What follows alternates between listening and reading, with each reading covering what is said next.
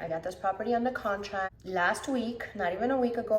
I want to talk to you guys today about why it is so important to get an inspection and to get the entire property inspected. And I'm going to give you a little story time about how I almost got scammed because I didn't think it was important to inspect the whole entire property. So let's back up. This is a little story time.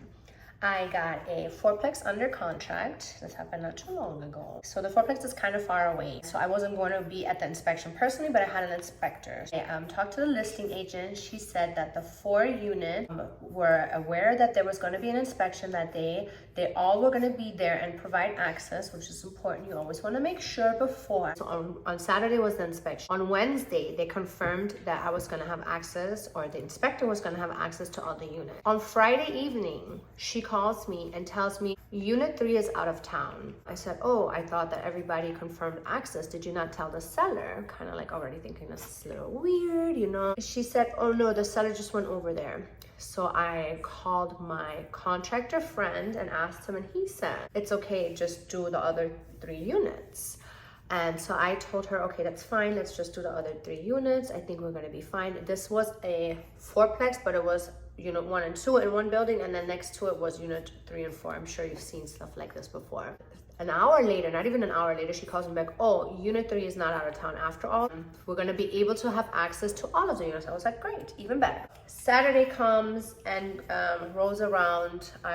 Everything goes smoothly. I get the report Saturday night. There was a ton of stuff wrong with this property. I probably would have canceled the property. I would have canceled the contract anyway. There was a bunch of like wood destroying organism, which I thought that was only termites, but wood destroying organism can also be fungi. So there was fungi eating away at the wood. The roof was not installed properly. The windows were not installed properly. I would have had to replace the windows. There was all kinds of stuff wrong with the property, and I kind of took that property over since it is so far away, thinking there was basically turnkey. I wasn't going to have to do anything to it. So that was already not that great. Now I get to unit 3.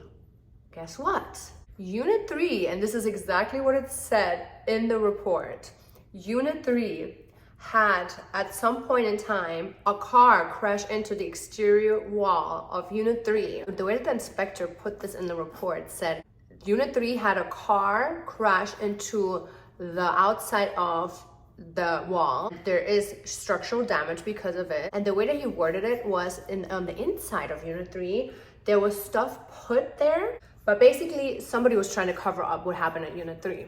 And I was like, interesting. Wasn't Unit 3 the one that all of a sudden was out of town and then wasn't out of town? So what do we learn from this? Never ever get an inspection without inspecting the entire property. So what I think happened was, the seller is aware of it. I'm sure the agent is too. I can't prove this, of course. I think they were trying to obviously cover it up by saying that Unit 3 was out of town, and then later they said, oh, Unit 3 is there because they realized that this was kind of going too far and that they could get into really serious trouble, and that I might find out anyways, because I really would have found out anyways because it was visible from the exterior, which the inspector was able to inspect. This agent, what I said was, I'm obviously not going to move forward with the contract based on the findings of the report, and I sent her the release that night. She responds the next morning. The seller wants to give a $12,000 credit, which is really ridiculous because no.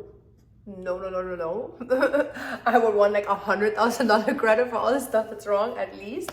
Well, I told her no, I wouldn't even, like, I had this under contract for $310. I told her I wouldn't even take this for $150 now that I found this out. I'm not saying that this is a terrible property and that nobody should buy this, but considering that I don't have a construction crew, I lived 4 hours away from the property, it just wasn't for me. I wanted something more turnkey, and I definitely would have wanted a way lower price. I would maybe consider something like this in my backyard, but not so far away. It just wasn't for me. I told her, no, I don't want the credit. Then I asked her if she's aware of what's going on with Unit 3. She did not respond. And that was via text. And we were texting a lot before, and she would always respond. She would be like, yes, you're welcome, thank you. And just respond very well. But she completely stopped after that. I guess because she didn't want to admit any guilt. So then I sent her an email. I said, if you are aware of what's going on, I think you should put this in the MLS, because I would have never actually went ahead and ordered an inspection if I would have known that there was structural damage. And if you're not aware, I think the seller should tell you. Again, no response. The lesson of this story, the moral of this story is always get an inspection and always get the entire property inspected, especially if you're dealing with something that's far away. So yeah, that was my little story time. Comment below what you think, whose fault this was, and what you would have done.